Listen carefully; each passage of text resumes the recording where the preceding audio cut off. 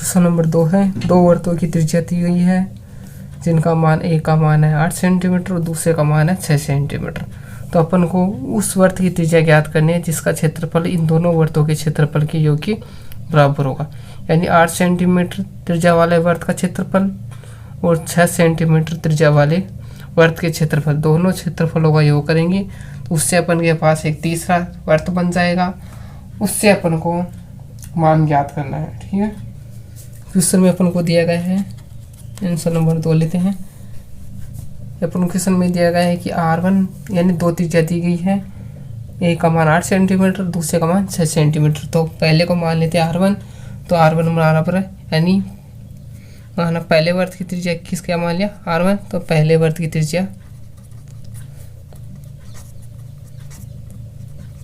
इसको R1 मान लिया और क्या मान दिया गया है अपन को 8 सेंटीमीटर। और अपन को क्या याद करना है, वर्त का क्षेत्रफल को योग करना है। तो अपन क्या निकालेंगे, पहले वर्त का क्षेत्रफल तो यहाँ से लिख लेंगे, इसलिए R1 त्रिज्या वाले वर्त का क्षेत्रफल क्या हो जाएगा, वर्त का क्षेत्रफल का सूत्र होता है पाई आर स्क्वायर। तो आर की जगह जाएगा यहाँ R1 स्क्वायर, तो पाई R1 स्क्वायर। तो ऐसे पाई की जगह पाई लिख देते हैं जिसका मान 22/7 होता है, और R1 की जगह लिख देंगे 8 का स्क्वायर। तो क्या जाएगा यहाँ पे 64 पाई और सेंटीमीटर में मान था तो क्या स्क्वायर, तो सेंटीमीटर स्क्वायर। इसी प्रकार से अपन के पास क्या है, दूसरे वर्त की त्रिज्या को मान लिया R2, तो माना दूसरे वर्त की त्रिज्या क्या है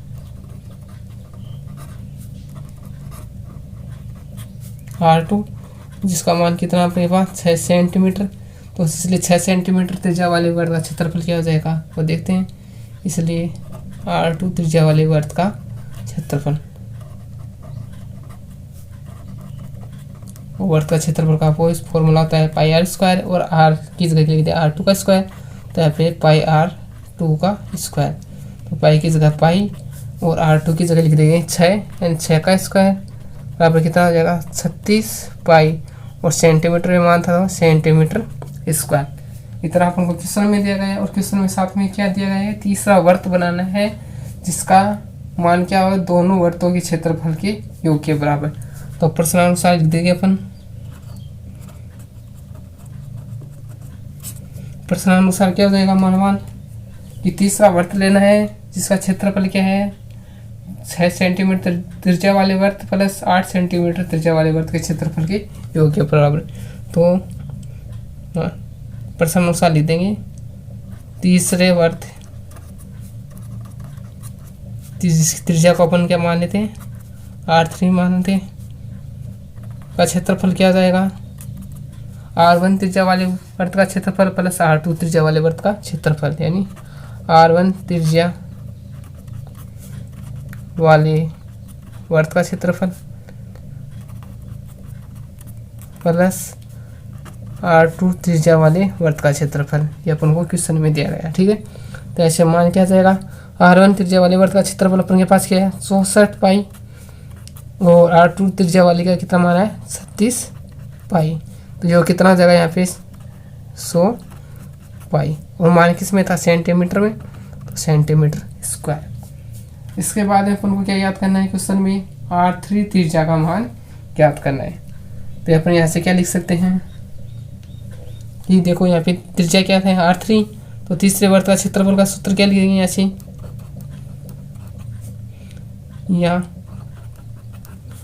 R3 त्रिज्या का क्षेत्रफल क्या आ जाएगा, सूत्र क्या आ जाएगा वही पाई आर स्क्वायर।